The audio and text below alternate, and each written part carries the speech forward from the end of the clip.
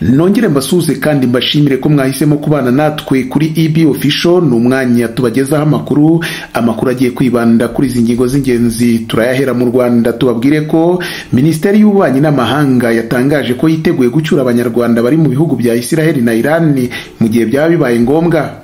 Guverinoma y'u Rwanda kandi iratangaza ko iteganya gutiza abaturage ubutaka bwayo buhingwa bakabubyaza umusaruro ariko batabwiyandikishijeho. Turaza kwerekeza hanze y'u Rwanda mu gihugu cya Kenya, aho abapolisi batatu b'icyo gihugu bashinjwe icyaha cyo kwica Albert Ojwang, umwarimu akaba n'impirimbanyi yasangizaga abandi ibitekerezo bye ku mbuga nkoranyambaga, wapfuye aguye muri kasho ya polisi mu ntangiriro z'uku kwezi turimo kwa gatandatu. Turaza kwerekeza muri Iran kandi aho iki gihugu cyatangaje ko cyagabye ibitero bya misile ku birindiro by'ingabo za Amerika mu bihugu bya Qatar na Iraq. Ni mu rwego rwo kwihimura ku bitero bya Leta Zunze Ubumwe za Amerika yagabye kuri site z'iki gihugu zitunganyirizwamo ubutare bwa uranium kuri iki cyumweru. Ni amakuru mwateguriwe kandi mugiye kugezwaho nanjye Temistokle Mutijima. Reka ngaruke nyabaramburira nyuma y'ako karuhuko.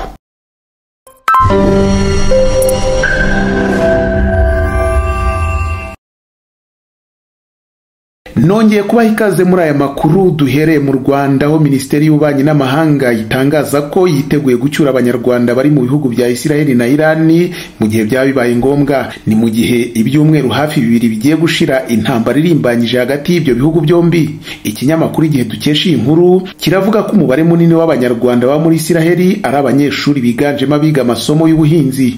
Abo baba barabonye buruse zo kwiga bigizwemo uruhare n'ikigo cya leta ya Israel gishinzwe ibikorwa by'iterambere. Muri ayo masomo yabo, umunsi umwe mu cyumweru niwo bajya mu ishuri, naho indi minsi 5 yo bakajya mu mirima, aho bamara nibura amasaha 8 ku munsi. Buri munyeshuri aba afite umuhanga mu by'ubuhinzi umukurikirana. Mu gihe intambara irimbanyije hagati ya Israel na Iran, ibihugu byinshi byatangiye gusaba abaturage babyo bari muri Iran cyangwa muri Israel gutaha hakiri kare. Ibitarabikora byasabye abaturage babyo kwitegura no kuba hafi ya za ambasade ku buryo bagize ikibazo bahita bafashwa gutaha. Minisiteri y'Ububanyi n'Amahanga y'u Rwanda nubwo idatangaza imibare y'abanyarwanda bari muri Iran na Israel, yabwiye Igihe ko batekanye. Iti abanyarwanda bose bari muri Iran na Israel baratekanye, ariko hari gahunda zashyizweho zo kubafasha gutaha neza mu gihe byaba bibaye ngombwa. Minisitiri w'Ububanyi n'Amahanga w'u Rwanda Olivier Jean Patrick Nduhungirehe aherutse gutangariza ikinyamakuru The East African ko bitazwi neza niba hari abanyarwanda baba muri Iran. Yongeraho ko harimo gukorwa igenzura kugira ngo barebe niba nta muntu umwe cyangwa babiri baba bariyo.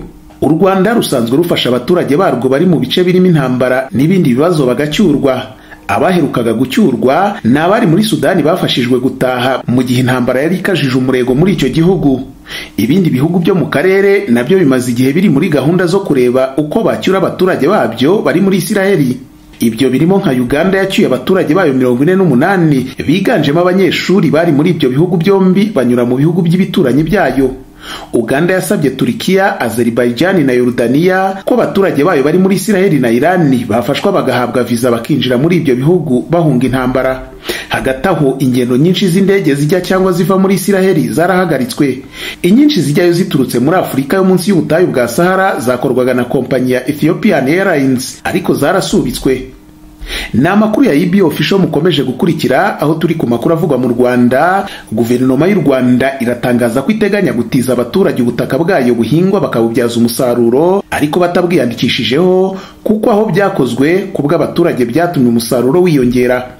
Ibyo nk'uko ikinyamakuru Igihe dukesha iyi nkuru kibitangaza, byatangajwe na Minisitiri w'Intebe w'u Rwanda Dr Edouard Ngirente. Gahunda yo gutiza ubutaka yatangijwe mu mwaka wa 2024. Abafite ubutaka badahinga basabwa kubutiza bagenzi babo bakabuhingwaho ibihingwa byera mu gihe kitarenza amezi 6. Minisitiri w'Intebe w'u Rwanda Dr Ngirente Edouard aherutse kuvuga ko muri gahunda yo kubyaza umusaruro ubutaka bwose bugenewe ubuhinzi mu mwaka wa 2024 habonetse hegitari 30,000 ziganjemo iz'abaturage zitizwa ababuturiye, bituma umusaruro w'ubuhinzi wiyongera. Ati izo hegitari 30,000 twari twazibonye ndetse twiyemeza ko tugiye kongera ubuntu bwa leta tuzabushyiramo, kuko hari isambu ya leta umuturage yagenda agahingamo ibigori akeza agasarura ariko itamwanditseho ari iya leta. Nta kibazo biduteye rwose, ni gahunda turimo. Ubuhinzi mu Rwanda bukorwa n'abarenga 69% ndetse bwagize uruhare rwa 24% mu musaruro mbumbe w'igihugu mu gihembwe cya mbere cya 2025.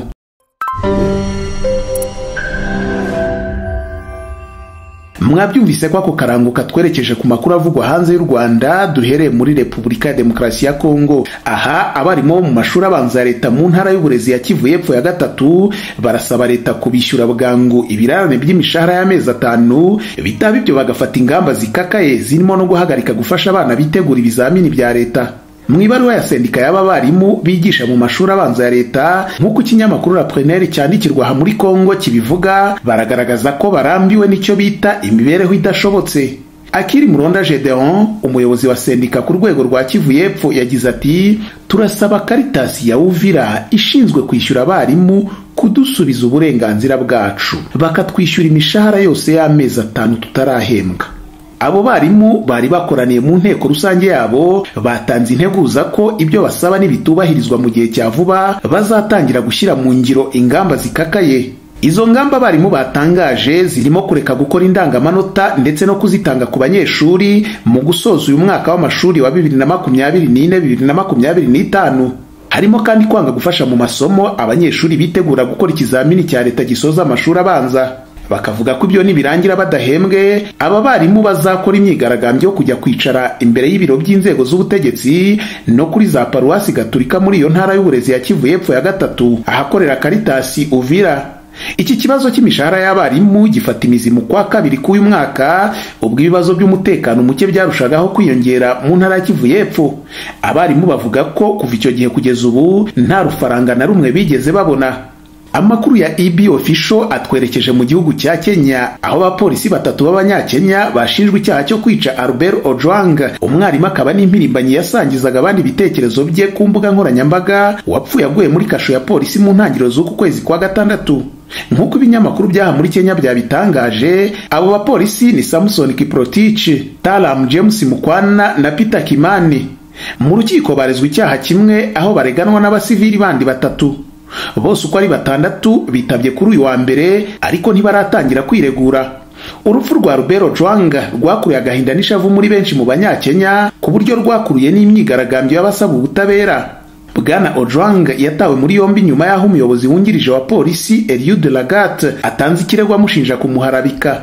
Ubwo imyigaragambyo yatangiraga gufata indi ntera, uyu mukuru wa polisi wungirije yeguye kuri izo nshingano mu gihe hategerejwe ibizava mu iperereza ku rupfu rwa Ojwang. Icyakora Bwana Lagat yahakanye ko nta cyaha yakoze. Igipolisi cya Kenya cyari cyabanje gutangaza ko Ojwang yaba yariyahuye yikomeretsa ku mutwe ariko kiza kwisubiraho nyuma y'aho raporo y'abaganga basuzumye umurambo we yerekanye ko yapfuye azize ibikomere yatewe no gukubitwa. Mu cyumweru gishize mu myigaragambyo yo kwamagana igipolisi nyuma y'urupfu rwa Ojwang, undi muntu watemberezaga ibicuruzwa i Nairobi yararashwe akomeretswa mu mutwe n'umupolisi. Ibyo byarushijeho kongera uburakari bw'abigaragambya bashinja igipolisi gukoresha ingufu z'umurengera. Boniface Kariyuki bivugwa ko ubwo yarimo acuruza udupfukamunwa umupolisi wambaye impuzankano y'akazi yamurashe aramukomeretsa cyane. Ni amakuru ya EB Official mukomeje gukurikira aho twerekeje ku makuru avugwa hakurya y'amazi magari. Aha muri Iran iki gihugu cyatangaje ko cyagabye ibitero bya misile ku birindiro by'ingabo za Amerika mu bihugu bya Qatar na Iraq.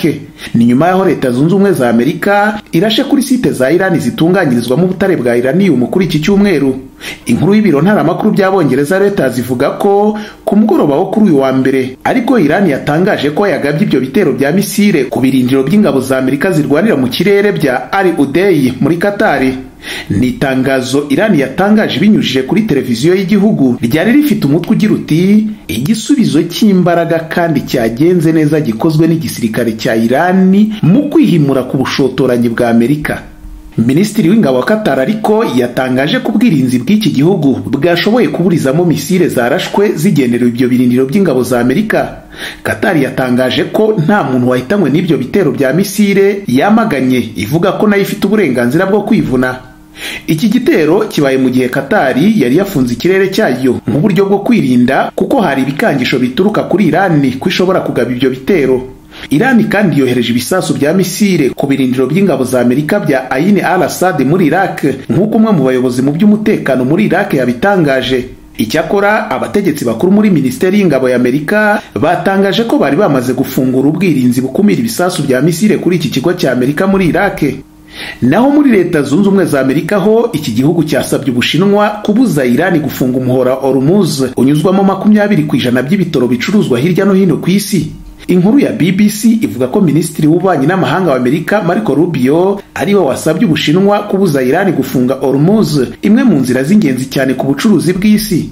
Minisitiri Rubio yavuze ko nyuma y'uko televiziyo Press TV ya leta ya Irani itangaje ko inteko nshingamategeko yemeje gahunda yo gufunga uwo muhora, ariko ikongeraho ku cyemezo cya nyuma kizafatwa n'urwego rwitwa Inama Nkuru y'Umutekano w'Igihugu.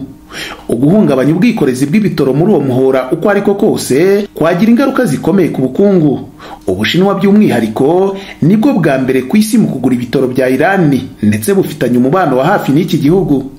Ibiciro by'ibitoro byaratumbagiye nyuma y'uko Amerika igabye ibitero ku bigo bya nucleaire bya Irani kuri iki cyumweru. Igiciro fatizo mpuzamahanga cy'ibitoro bidatunganyije cyaratumbagiye kigera ku kigero cya mbere cyo hejuru cyane kibayeho mu mezi 5 ashize.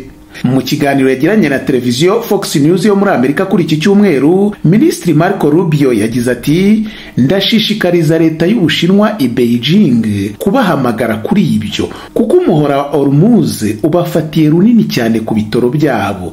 Nibaramuka bawufunze bizaba ari ukwiyahura ko mu bukungu kuri bo, kandi turacyafite ubundi buryo twakoresha mu guhangana nabyo, ariko ibindi bihugu bikwiye kuba bibitekerezaho nabyo. Byashegesha ubukungu bw'ibindi bihugu cyane kurusha ubwacu. Ibigera kuri 20% by'ibitoro byose byo ku isi binyura mu muhora Hormuz.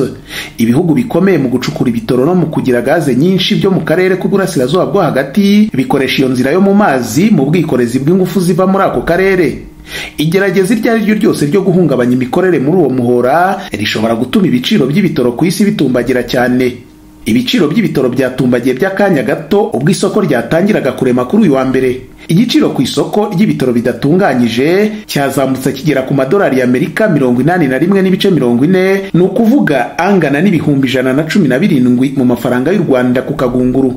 Ariko cyahise cyongera gisubira ku $78 ku kagunguru, bingana n'inyongera 1.4% kuri uwo munsi.